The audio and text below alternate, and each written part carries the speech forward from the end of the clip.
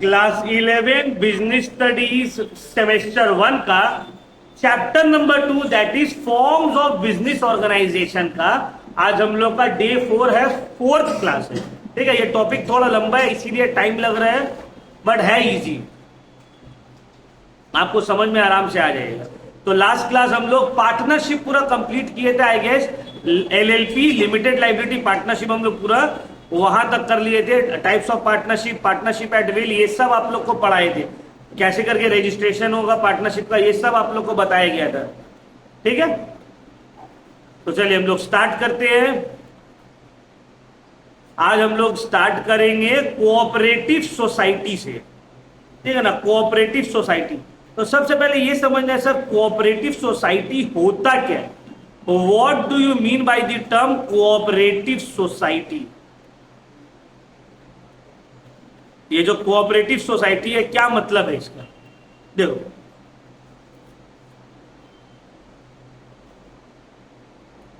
Cooperative दो word से मिला हुआ, एक है को और ऑपरेटिव। तो कोऑपरेटिव, को मतलब आपस में मिलकर, ऑपरेटिव मतलब ऑपरेट करना, एक दूसरे के साथ मिलकर कोई चीज को ऑपरेट करना। तो co op means together and operative means to operate और टू वर्क, मतलब वर्किंग टुगेदर को बोला गया है कोऑपरेटिव, कोऑपरेशन है ना। भाई आप मेरे साथ कोऑपरेट करिए, तो उसकी मम्मी बोली होगी तुमको, बाबू तुम लोग कोऑपरेट करो, तो फिर समझ लो क्या होगा। तो यही कोऑपरेशन मतलब मिलजुल कर काम करना। तो कोऑपरेटिव सोसाइटी एक ऐसा फॉर्म ऑफ बिजनेस है जहां पे बहुत सारे लोग मिलजुल कर काम करते हैं। बट सर अब बात ये आया यहाँ पे, पार्टनरशिप में भी तो यही तो हो रहा है सर, मिलजुल के कुछ लोग काम ही तो कर रहे हैं, तो फिर आप कोऑपरेटिव बोल रहे हैं इसको। तो चलो हम लोग आगे और पढ़ते हैं कि कोऑपरेटिव कैसे डिफर कर रहा है पार्टनरशिप से। ठीक है, कोऑपरेटिव सोसाइटी एक एसोसिएशन ऑफ पर्सन है जहां पे लोग वॉलेंटरली ज्वाइन करते हैं for their own economic interest.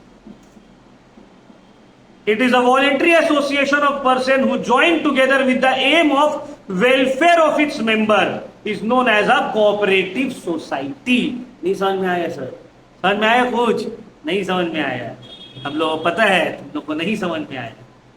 अब देखो एक हम शॉर्ट एग्जांपल लेते हैं तुम लोग। मेरे गांव में मेरा कुछ खेत है, थोड़ा सा, कुछ इसका है, कुछ इसका है, कुछ इसका है, कुछ इसका, बहुत सारा सबका थोड़ा थोड़ा खेत है।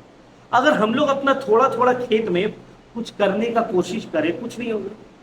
भाई मेरे पास 4 कट्टा है, किसी के पास 5 कट्टा है, किसी के पास 10 कट्टा है, वैसे करें। सबके पास क्या है, थोड़ा थोड़ा है। हम लोग बोले कि भाई एक काम करते हैं, सब खेत को मिला देते हैं आपस में, बड़ा हो जाएगा, एकड़ हो जाएगा, 2-3 एकड़, उसके ऊपर सब मिल के फार्मिंग करते हैं, ज्यादा फसल उगेगा और जो भी प्रॉफिट एंड लॉस होगा अपना खेत के हिसाब से, एरिया के हिसाब से आपस में डिवाइड कर लेंगे। मेहनत के हिसाब से, जो जितना मेहनत कर रहा है या जो जितना सेल कर पा रहा है उसके हिसाब से हम लोग डिवाइड कर लेंगे। इसी को बोलते हैं कोऑपरेटिव सोसाइटी। क्या बोलते हैं, कोऑपरेटिव फॉर्म ऑफ बिजनेस, जहां पे वो लोग जिसके बीच में कुछ कॉमन है, क्या है, कुछ कॉमन है, मिलकर एक इकोनॉमिक एक्टिविटी को अंडरटेक करते हैं ताकि म्यूचुअली सब कोई उससे बेनिफिट उठा पाए। जैसे कि हम कॉमर्स पढ़ा रहे, अब कोई आके बोला सर हम साइंस का बहुत अच्छा टीचर है, हम आर्ट्स का बहुत अच्छा टीचर है, हम बोले ठीक है भाई चलो इतना बड़ा जगह है, डिवाइड करके उसको यूज करते हैं सब मिलके, और जो भी प्रॉफिट एंड लॉस होगा आपस में शेयर कर लेते। तो ये क्या हो गया, कोऑपरेटिव हो गया, फॉर्म ऑफ कोऑपरेटिव। ठीक है ना। तो देखो पार्टनरशिप में क्या होता है, कैपिटल कंट्रीब्यूट करता है सब, प्रॉफिट एंड लॉस शेयरिंग रहता है। यहां पे भी कैपिटल कंट्रीब्यूट किया जाता है, यहां पे भी प्रॉफिट एंड लॉस आपस में शेयर करता है। लेकिन पार्टनर में लोगों के बीच में सब कुछ कॉमन रहे ये जरूरी नहीं है। कोऑपरेटिव सोसाइटी में जितना भी मेंबर्स है वो लोग के बीच में कुछ ना कुछ कॉमन रहेगा। सब जो है सेम एरिया से है, सेम रिलीजन से है, या फिर सेम प्रोफेशन से है, सेम गांव से है, सेम बिजनेस से है, कुछ ना कुछ कॉमन उन लोग के बीच में आपको मिलेगा। अब इसका फीचर क्या है, पहला है वॉलेंटरी एसोसिएशन। कोई जोर जबरदस्ती किसी को ज्वाइन नहीं करवा सकते हो तुम। It is a voluntary association, अपने मर्जी से लोग आके ज्वाइन करेंगे on the basis of some common interest, और लोगों के बीच में कुछ कॉमन इंटरेस्ट है। जैसे कि अब हम मान लो 3 टीचर के साथ स्टार्ट किया, हम लोग के बीच में कॉमन क्या है, हम लोग तीनों ही टीचर है। गांव में खेत सब मिलाकर कॉमन इंटरेस्ट क्या था, सबका खेत एक जगह था, सब सेम गांव से थे। भाई मेरा खेत इस गांव में, किसी का खेत दूसरा गांव में, तो मिला पाएंगे? वहां पे कोऑपरेटिव फार्म होगा नहीं। तो कोई ना कुछ कॉमन चाहिए, चाहे same profession, same religion, same geographical area, same business. अच्छा, यहां पे रिलीजियस एंड पॉलिटिकल न्यूट्रलिटी रहता है। क्या मतलब है? आप कोई भी रिलीजन से हो, आपका कोई भी पॉलिटिकल व्यू हो, उससे कोऑपरेटिव सोसाइटी का मेंबरशिप को फर्क। जैसे कि मान लो कोई है कांग्रेस का सपोर्टर, कोई है बीजेपी का सपोर्टर, कोई है सीपीएम का सपोर्टर, कोई है टीएमसी का सपोर्टर, सब अलग अलग सपोर्टर है, डजंट मैटर। आपका पॉलिटिकल व्यू कुछ भी हो, ठीक है ना, आपका रिलीजियस बिलीफ कुछ भी हो, ये सब न्यूट्रल है among the members. Separate legal entity, very important.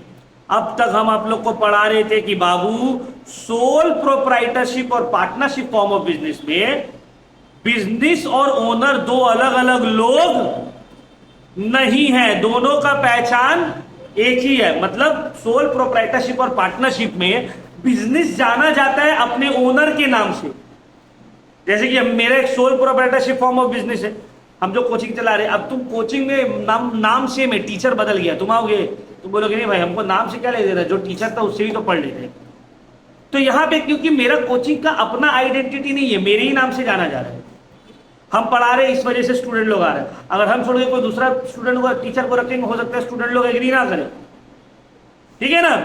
लेकिन कोऑपरेटिव सोसाइटी में क्या होता है, बिजनेस का एक अपना आइडेंटिटी रहता है अदर देन इट्स ओनर। जैसे कि देखो, इंडिया का एक बहुत बड़ा बिजनेस है अमूल, जानते होगे तुम लोग, अमूल जानते हो ना भाई, अमूल कंपनी। अमूल एक कोऑपरेटिव के तौर पे स्टार्ट हुआ था। जितना भी डेयरी फार्मर्स लोग हैं, ये लोग मिलकर एक इंडिया का टॉप ब्रांड बना दिया अमूल। आपको एक फार्मर मिलके, एक या दो फार्मर मिलके बना सकता है, हजारों लाखों फार्मर उससे जुड़ा हुआ है, उसको बोलते हैं अमूल। तो ये एक तरह का क्या हुआ, अमूल का अपना आइडेंटिटी है। मेंबर कौन है तुम नहीं जानते हो, तुम जानते हो, लेकिन उसका अपना एक आइडेंटिटी है। सेपरेट लीगल आइडेंटिटी का मतलब होता है कि बिजनेस का अपना पहचान रहता है other than its owner. Service motive, यहां पे मेनली मोटिव जो रहता है वो रहता है मेंबर्स लोग को सर्व करना, जो मेंबर्स है सोसाइटी का उसको सर्व करना, उसके थ्रू प्रॉफिट कमाना। अब देखो, सर्विस मोटिव का मतलब ही नहीं सर चैरिटी करेगा, नहीं चैरिटी नहीं करेगा, समझ में आ रहा है बात, पैसा कमाएगा लेकिन सर्विस के थ्रू। क्या मतलब है, देखो अब हम भी तो पैसा कमा रहे, पढ़ा रहे तुम लोग स्कूल में, कोचिंग में, लेकिन मेरा मेन मोटिव प्रॉफिट नहीं होगा, मेरा मेन मोटिव होगा भाई बच्चा का रिजल्ट अच्छा करे। अब कोई ऑटोमेटिकली भाई जब तुम लोग रिजल्ट अच्छा करोगे तो मेरा तो पैसा ऑटोमेटिकली, पॉपुलैरिटी बढ़ेगा, स्टूडेंट ज्यादा आएगा, पैसा भी बढ़ेगा। लेकिन अगर दिन भर ये सोचे रखेंगे कि हमको पैसा कैसे ज्यादा कमाना है, तो वहां पे क्या होगा, मेरा क्वालिटी और सर्विस में डेफिशिएंसी आ जाएगा और फिर ऑटोमेटिकली मेरा बिजनेस हैम्पर करेगा। तो यहाँ पे उसी तरह कोऑपरेटिव सोसाइटी में भी जो मेन मोटिव रहता है दैट इज सर्विस मोटिव। क्या मोटिव है, सर्विस, सर्व करना है। भाई एक डॉक्टर है, वो सोचेगा भाई कैसे इसको हम एकदम इसका जमीन जायदाद बिकवा दें, ये सोचेगा, वो सोचेगा इसका बीमारी कैसे अच्छा कर, क्योंकि इसका बीमारी अच्छा करेंगे ये तो हमको पैसा देगा ही देगा, साथ में 10 और बीमार लोग को जाके बोलेगा, वो लोग भी मेरे पास आएगा, समझ में। तो ये होता है सर्विस मोटिव का मतलब। इक्वल वोटिंग राइट, ये भी वेरी इंपॉर्टेंट है। देखो पार्टनरशिप में पार्टनरशिप में जितना भी पार्टनर अलग अलग, उन लोगों का कंट्रीब्यूशन के हिसाब से प्रॉफिट शेयरिंग रेशियो रहता है जनरली। यहां पे वोटिंग राइट जो रहता है वो इक्वल रहता है। आपका पास आप कैपिटल ज्यादा दो कम दो डजंट मैटर, लेकिन आपका वोट ईच मेंबर 1 वोट, और हर डिसीजन वोटिंग के थ्रू होगा। हम बहुत ज्यादा पैसा लगाए, मेरे पास एक ही वोट है, वो बहुत कम वोट लगाया, वो उसके पास भी एक ही वोट। और profit distribute profit sharing ratio में नहीं होता है, सेल्स के बेसिस पे होता है। जो जितना बिजनेस ला के दे पाएगा उसको उतना प्रॉफिट। टोटल 10 लाख का सेल हुआ है, 10 लाख में से मान लो 10 मेंबर है, एक 2 लाख का करवाया, एक कुछ नहीं करवाया, एक 1 लाख का करवाया, एक 3 लाख का करवाया। तो जो सेल्स का रेशियो है वही प्रॉफिट डिस्ट्रीब्यूशन का रेशियो है। क्लियर हुआ? तो जो जितना बिजनेस लाके दे पाएगा। लिमिटेड लाइबिलिटी, कोई बताओ इसका मतलब? कौन बताएगा लिमिटेड लाइबिलिटी का मतलब? बोलो, चिल्ला चिल्ला के एक्सप्लेन किए बार बार, बोलो भाई।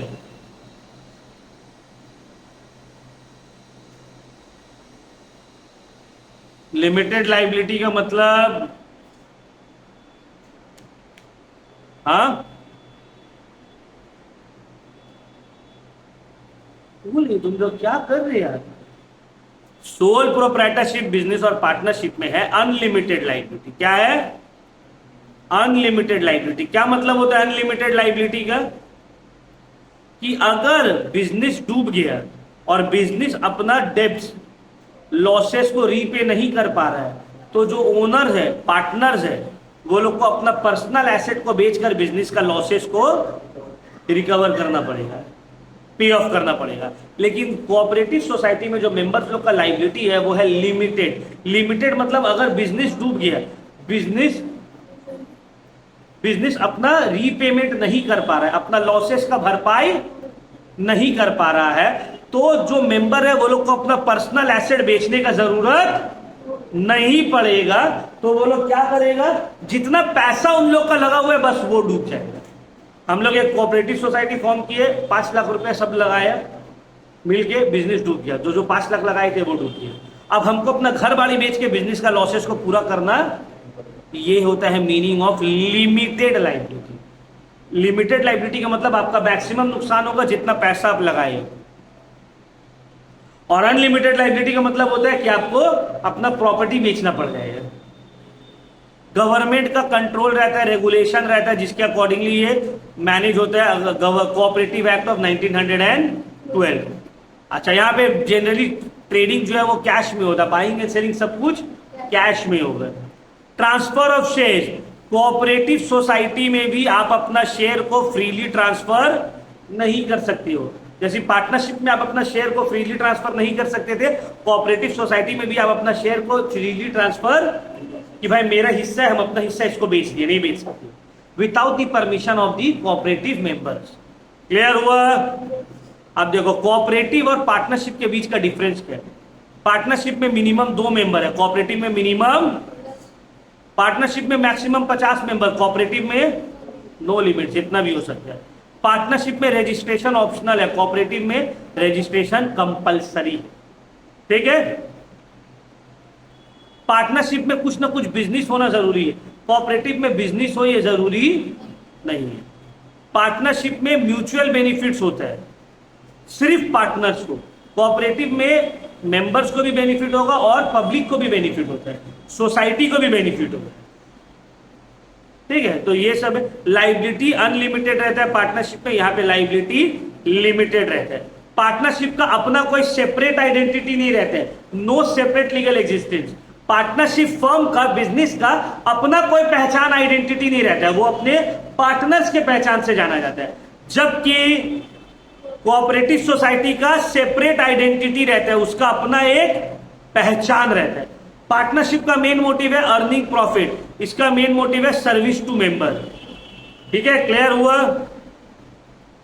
चलो, अब कोऑपरेटिव सोसाइटी का बेनिफिट्स क्या क्या है, एडवांटेजेस। पहला है इजी टू फॉर्म।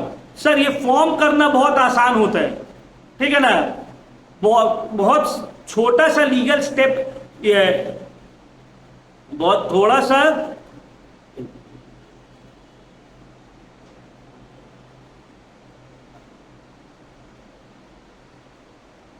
एक छोटा सा लीगल रिक्वायरमेंट फुलफिल करके कोई भी कोऑपरेटिव सोसाइटी स्टार्ट किया जा सकता है। लाइबिलिटी वर्कर लोग का अनलिमिटेड रहते हैं, तो कल को मेंबर लोग का लिमिटेड रहते हैं। कल को अगर बिजनेस डूब भी गया तो मैक्सिमम तुम्हारा वही लॉस होगा जो पैसा तुम लगाए हो। घर बाड़ी बिकने का नौबत। कंटिन्यूटी मतलब देखो पार्टनरशिप में क्या होता है, 1 या 2 पार्टनर मर गए, पार्टनरशिप बिजनेस खत्म। लेकिन यहां पे कंटिन्यूटी है, 1 या 2 मेंबर का मरने से या बिजनेस छोड़ के जाने से बिजनेस खत्म नहीं होता है। डेमोक्रेटिक मैनेजमेंट, जो फैसला है वोटिंग के थ्रू लिया जाता है और सबके पास इक्वल वोट है, 1 मैन 1 वोट। ठीक है? मेंबरशिप ओपन है, कोई भी चाहे तो ज्वाइन कर सकता है, कोई डिस्क्रिमिनेशन नहीं होगा on the basis of caste, creed, religion और पॉलिटिकल एफिलिएशन। इकोनॉमिकल फंक्शन मतलब मैनेजमेंट भी वो लोग खुद ही से कर लेते हैं, तो इसको ऑपरेट करना बहुत आसान होता है, बहुत लो कॉस्ट रहता है। स्टेट गवर्नमेंट, स्टेट असिस्टेंट मतलब स्टेट गवर्नमेंट और सेंट्रल गवर्नमेंट दोनों ही हेल्प प्रोवाइड करता है कोऑपरेटिव सोसाइटी को कि वो फॉर्म हो, बड़ा बने। फाइनेंस, पैसा मेंबर्स लोग खुद से ही इन्वेस्ट कर देते हैं।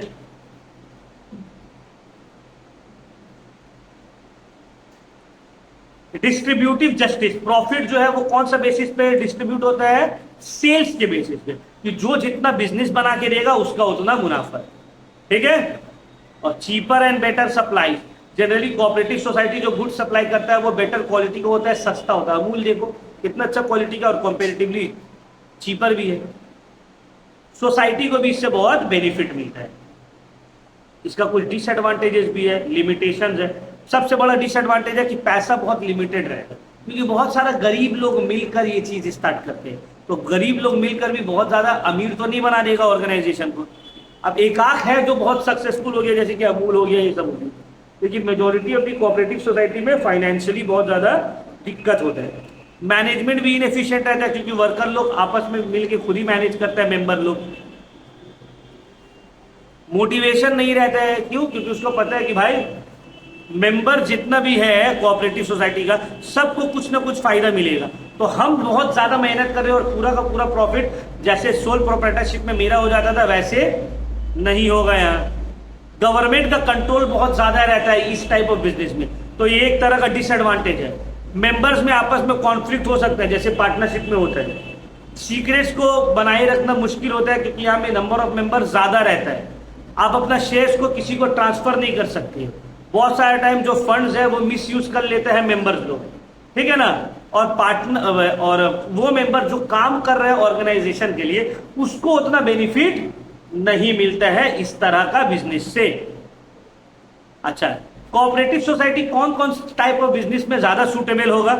जहां पे स्मॉल और मीडियम स्केल में काम चल जाए, जहां पे लोकल आर्टिस्ट लोग मिलकर कुछ काम कर रहा है, जहां पे हाउस बिल्डिंग बन जाए लो और मिडिल क्लास लोगों के लिए, जहां पे क्वालिटी प्रोडक्ट फेयर प्राइसेस में अवेलेबल हो, ये सब जगह में सूटेबल है। अच्छा, कितना टाइप्स ऑफ कोऑपरेटिव सोसाइटी रहता है? एक होता है कंज्यूमर कोऑपरेटिव। अब कंज्यूमर कोऑपरेटिव का मतलब क्या होता है? जैसे कि फॉर एग्जांपल मान लो मेरे एक सोसाइटी है, एक सोसाइटी में हम रहते हैं जहां पे 1000 लोग रह रहे हैं। अब हम लोग क्या किया, हम लोग 1000 लोगों को डेली कुछ ना कुछ तो बेसिक सामान चाहिए, दूध, बिस्किट, चाय पत्ती, छोटा मोटा जो सामान रहता है। तो हम लोग क्या किया, अपना सोसाइटी के अंदर में एक फेयर प्राइस शॉप ओपन कर दिए और बोले भाई जिसको जो लेना है यहां से लो, और जो भी इस दुकान का प्रॉफिट होगा वो साल के एंड में सोसाइटी का मेंबर लोग आपस में बांट लेंगे।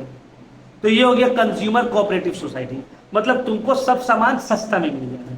क्यों? क्योंकि पूरा सोसाइटी मिलकर परचेज कर रहे हैं, बल्क में परचेज हो रहे हैं। इंडस्ट्रियल और प्रोड्यूसर्स कोऑपरेटिव सोसाइटी, बहुत सारा इंडस्ट्रीज मिलकर, छोटा छोटा प्रोड्यूसर्स मिलकर ज्वाइन करता है ताकि एक बड़ा ऑर्डर को फुलफिल किया जा सके। एक छोटा सा दुकानदार है, उसको बहुत बड़ा ऑर्डर मिल गया।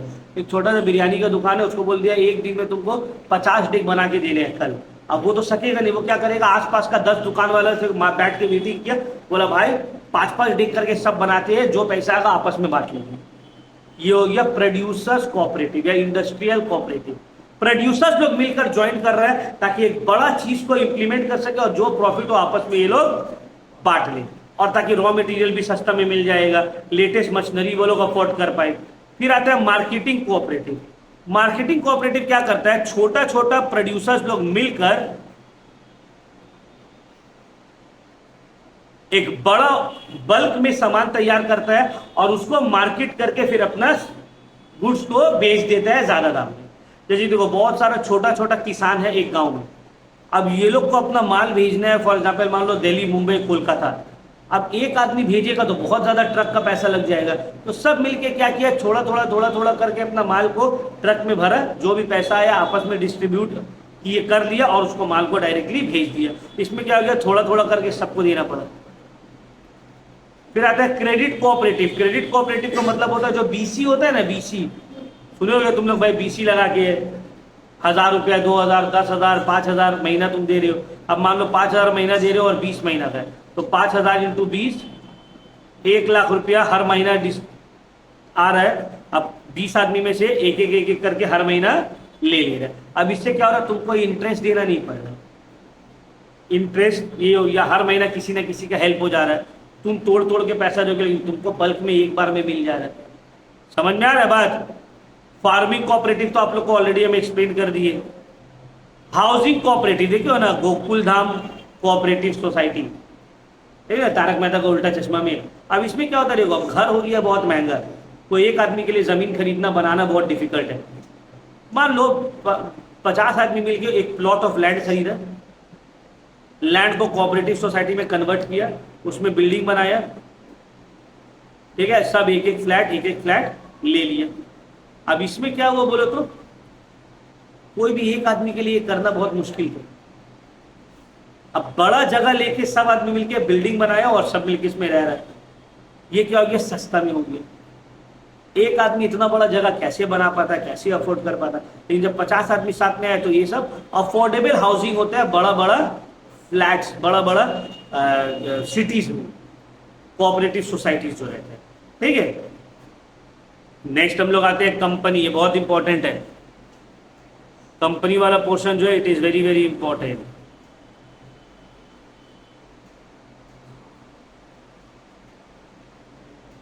सर क्या मतलब है कंपनी का, नाम तो सुनी होगी कंपनी।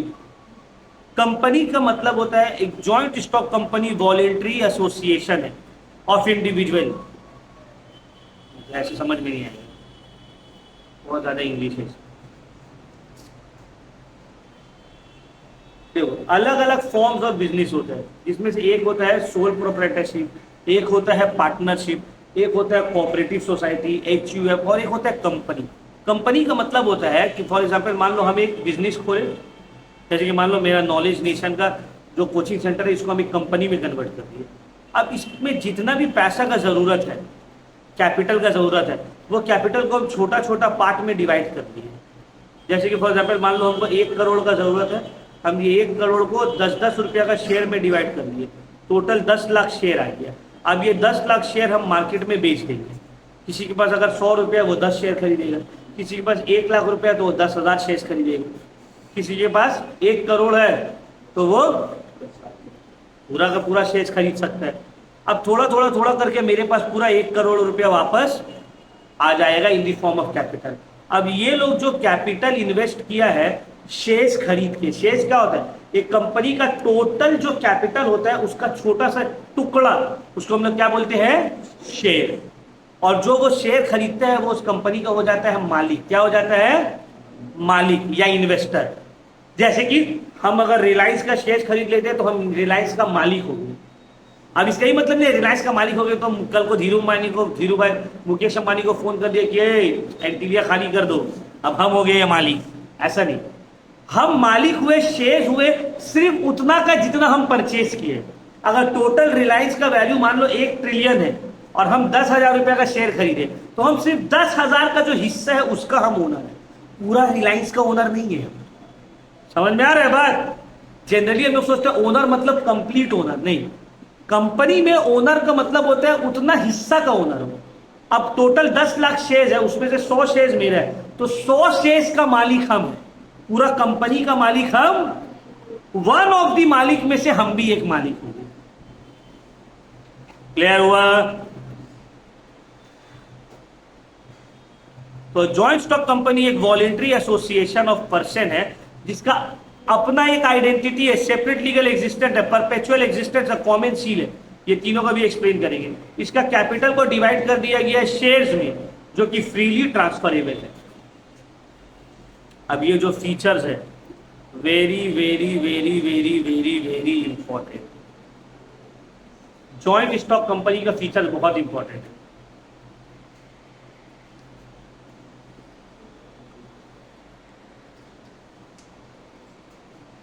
तो देखो सबसे पहला जो इंपॉर्टेंट फीचर इसका है वो है सेपरेट लीगल एंटिटी।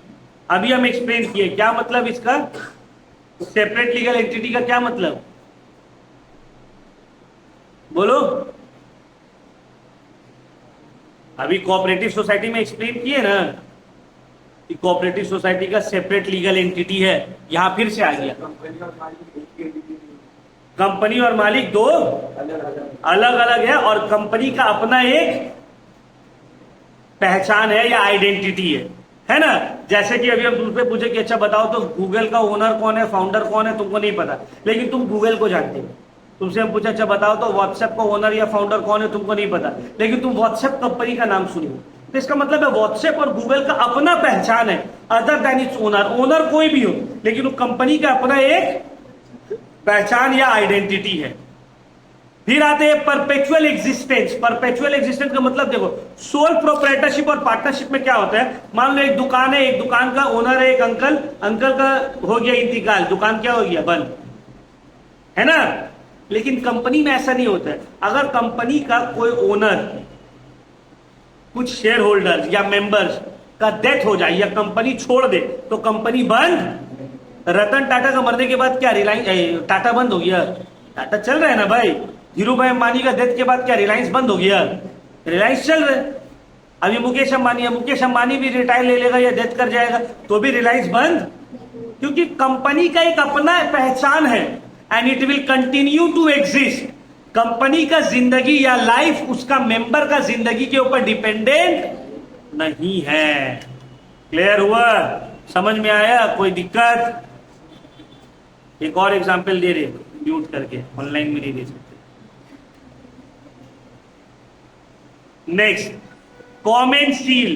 क्या मतलब है कॉमन सील का? अब देखो, जब कंपनी का एक अपना आइडेंटिटी है तो इसको हम लोग बोलते हैं आर्टिफिशियल लीगल पर्सन। क्या मतलब है आर्टिफिशियल लीगल पर्सन? क्या मतलब होता है इसका, बोलो? What do you mean by artificial legal person? बोलो। आर्टिफिशियल लीगल पर्सन का क्या मतलब होता है? कि भाई बिजनेस का जब अपना पहचान है, इसका मतलब है उसको एज अ पर्सन ट्रीट किया जा रहा है। लेकिन कंपनी तो एक नेचुरल पर्सन नहीं है, हाथ पैर सर आंख तो नहीं है उसका, तो वो एक आर्टिफिशियल पर्सन है जिसको क्रिएट किया गया है लॉ के थ्रू, रजिस्ट्रेशन के थ्रू, ठीक है ना। अब क्योंकि वो आर्टिफिशियल पर्सन है, उसका अपना एक आइडेंटिटी है, तो वो अपने नाम में प्रॉपर्टी खरीद सकता है, किसी के साथ एग्रीमेंट में एंटर कर सकता है, एसेट्स बेच और खरीद सकता है। सुने ना भाई, ये जो जगह है ये रिलायंस के नाम में, जैसे कि देखो अभी हम लोग छप्पन तालाब की तरफ एक बिल्डिंग बन रहा है अशोका के नाम में, तो अशोका कौन है? अशोका एक कंपनी का नाम है, अशोका फुटवेयर, उसके नाम से वो जगह है, प्रॉपर्टी है। तो जब अशोका खरीदा होगा, मतलब उसका जो भी ओनर है अपने कंपनी के नाम से, तो कंपनी का तो हाथ पैर नहीं है जो साइन करेगा। तो कंपनी का जब हाथ पैर नहीं है, जैसे कि स्कूल, अब स्कूल का तो हाथ पैर नहीं है जो तुम लोग के एडमिट कार्ड में साइन करेगा, तो स्कूल क्या करता है? स्टैंप मारता है, कॉमन सील। ये जो कॉमन सील रहता है ये एक कंपनी का सिग्नेचर की तरह काम करता है। जितना भी इंपॉर्टेंट डॉक्यूमेंट है कंपनी का, सब में वो सील आपको नजर आएगी। क्लियर हुआ? लिमिटेड लाइबिलिटी, क्या मतलब है लिमिटेड लाइबिलिटी का निशान? लिमिटेड लाइबिलिटी का मतलब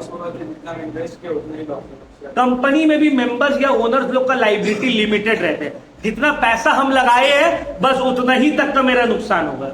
कल को हम रिलायंस का शेयर खरीदे और रिलायंस डूब गया, तो रिलायंस का जो लोन दिया है क्रेडिटर्स लोग, मेरा घर नहीं पहुंच जाएगा, ये भी था पैसा लगाया था, बेचो इसका घर, इससे भी वसूलना है, ऐसा नहीं होगा। ठीक है। ट्रांसफरेबिलिटी ऑफ शेयर, एक पब्लिक कंपनी का शेयर फ्रीली ट्रांसफरेबल है। हम आज खरीदे, कल हमको जिसको बेचना है बेच सकते हैं, कोई रोक टोक हमको ये नहीं है कि मुकेश अंबानी से पहले पूछना होगा भाई आपका शेयर बेच दे कंपनी का, नहीं, उससे पूछ के खरीदे थे, नहीं तो उससे पूछ के थोड़ी बेचेंगे। Separation of ownership and control बहुत इंपॉर्टेंट है। अब देखो हम लोग जनरली सोचते हैं जो ओनर है वही, उसी का कंट्रोल रहता है, वही मैनेजर रहता है। जैसे कि मेरा दुकान है तो हम जो चाहेंगे वही होगा। तो सर अब बोल दिए कि शेयर खरीदने से हम ओनर हो जाएंगे, तो हम कल को जाके रिलायंस का शेयर खरीद लेंगे तो हम उसको ओनर हो गए, बात सही है। तो अब मेरा कंट्रोल में आ गया। हम टाटा का शेयर खरीद लिया तो हम उसको ओनर हो गए, तो कल को कोई भी टाटा का शोरूम में घुस जाएंगे, बोलेंगे अरे अब तो तुम्हारा मालिक है, नहीं पहचान रहे हो, लो एक तो गाड़ी दो।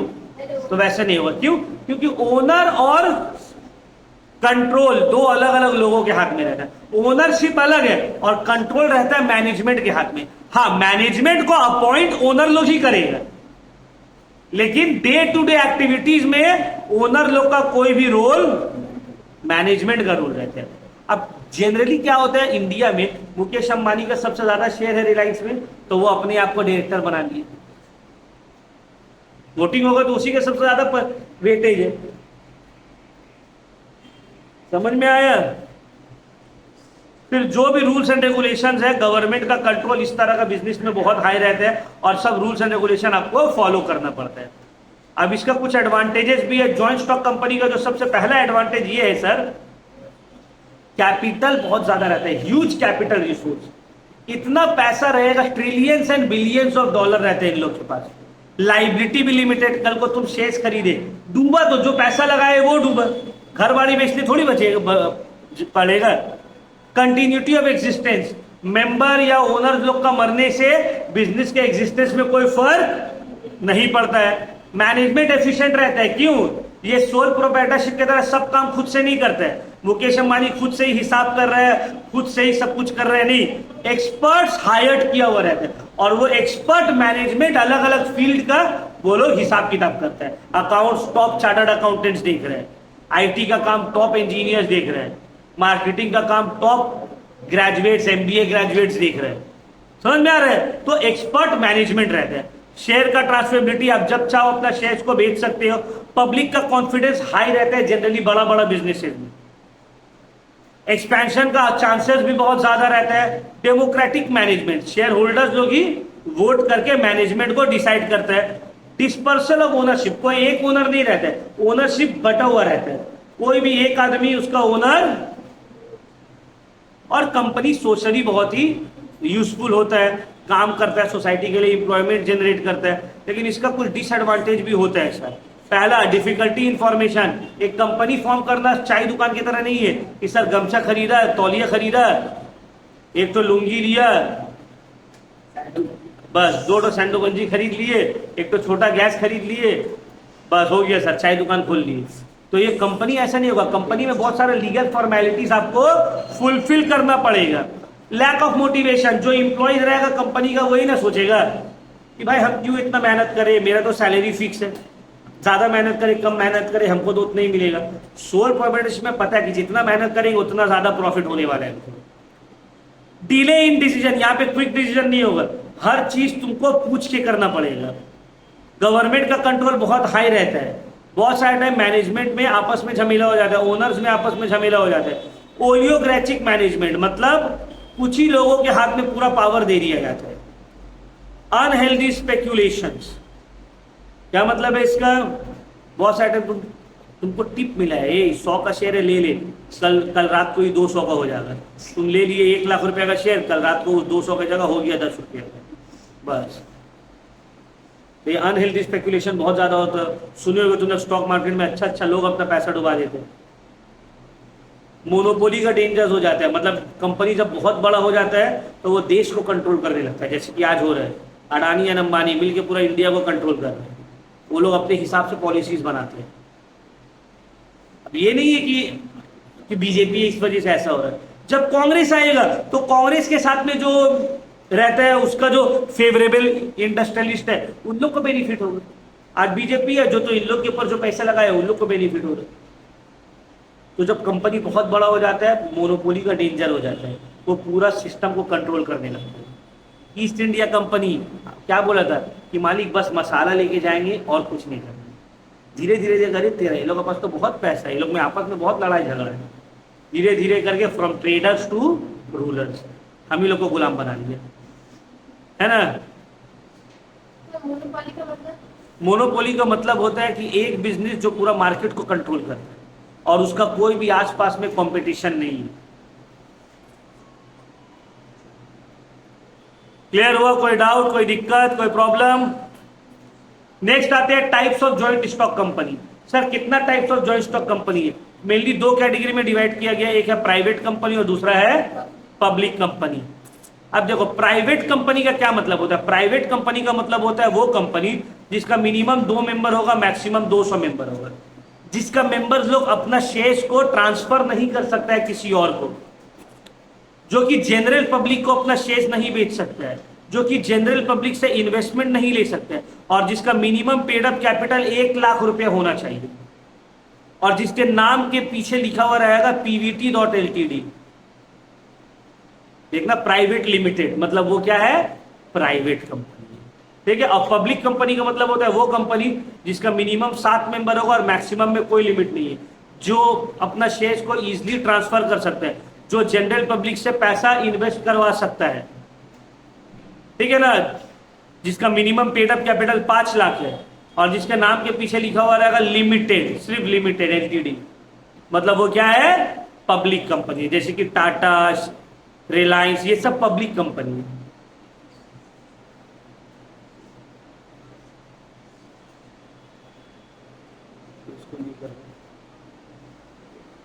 अब इसको आप लोग गो थ्रू कर लीजिएगा, कंपनी और पार्टनरशिप का डिफरेंस, कंपनी और कोऑपरेटिव का डिफरेंस बस गो थ्रू कर लेना है। प्राइवेट कंपनी और पब्लिक कंपनी के बीच का डिफरेंस अभी आप लोगों को समझाएंगे। प्राइवेट कंपनी में मिनिमम 2 मेंबर होगा, मैक्सिमम 200 होगा। पब्लिक में मिनिमम 7, मैक्सिमम का कोई लिमिट नहीं है। प्राइवेट कंपनी में मिनिमम 2 डायरेक्टर होगा, पब्लिक कंपनी में मिनिमम 3 डायरेक्टर होगा। एक प्राइवेट कंपनी अपना शेयर्स पब्लिक को नहीं बेच सकता है, जनरल पब्लिक को। पब्लिक कंपनी अपना शेयर्स जनरल पब्लिक को बेच सकता है। ठीक है ना, ये सब बेसिक्स याद रखना है। प्राइवेट कंपनी अपना शेयर्स ट्रांसफर नहीं कर सकता है, पब्लिक कंपनी ट्रांसफर कर सकता है। प्राइवेट कंपनी का minimum paid up capital 1 lakh है, पब्लिक कंपनी का 5 लाख है। प्राइवेट कंपनी का नाम के पीछे पीवीटी एलटीडी लिखा हुआ रहेगा, पब्लिक कंपनी का नाम के पीछे सिर्फ एलटीडी या लिमिटेड लिखा हुआ रहेगा। ठीक है, तो इतना पॉइंट्स को आपको याद रखना है।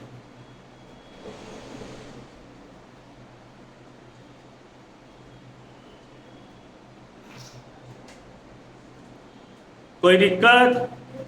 सर आपको बिजनेस स्टार्ट करना है, आपको कोई धंधा स्टार्ट करना है, बिजनेस स्टार्ट करना है, तो आप ये बताइए आप कौन सा फॉर्म चूज करिएगा, sole proprietorship, partnership, cooperative society, या फिर जॉइंट स्टॉक कंपनी? बोलो निशान, क्या चूज करोगे तुम?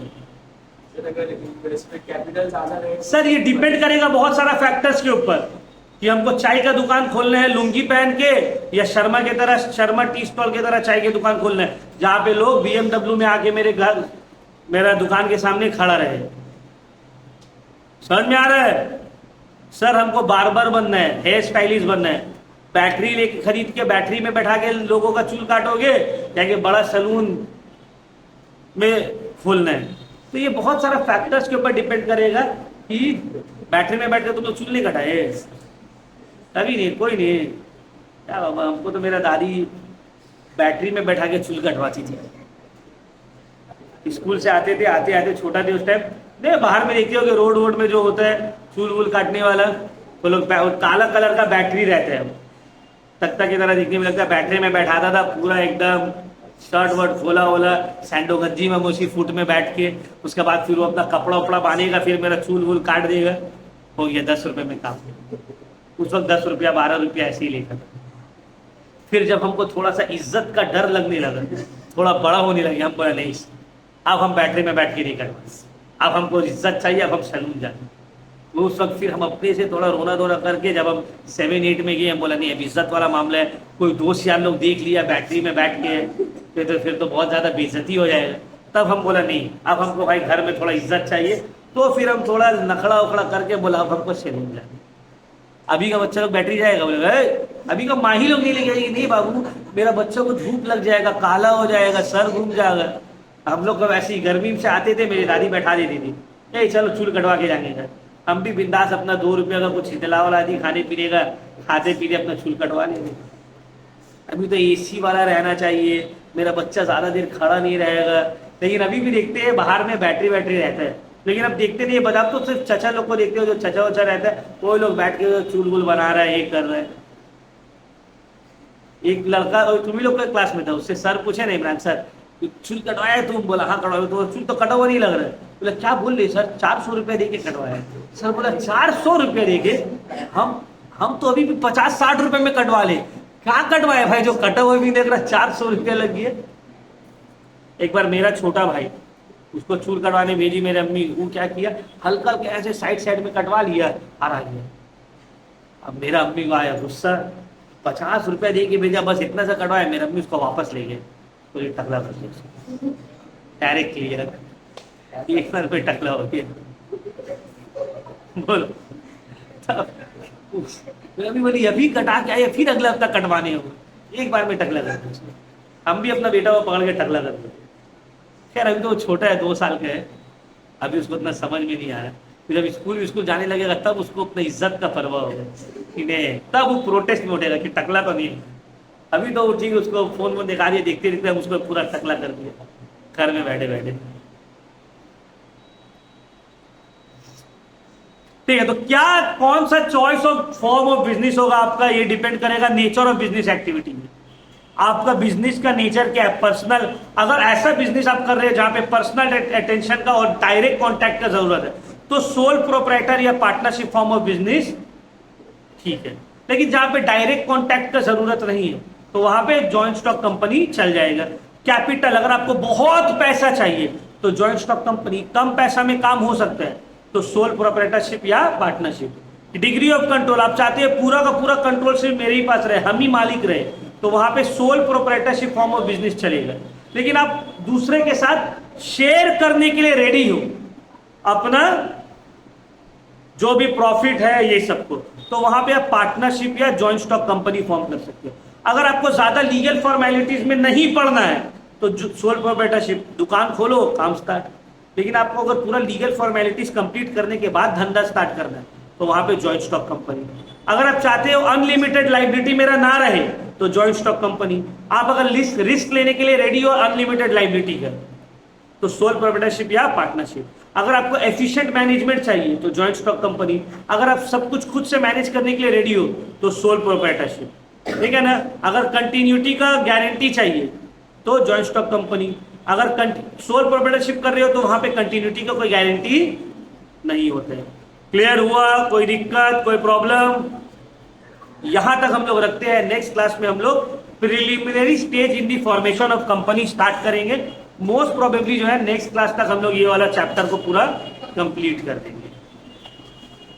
किसी को कोई डाउट है तो पूछ लो भाई।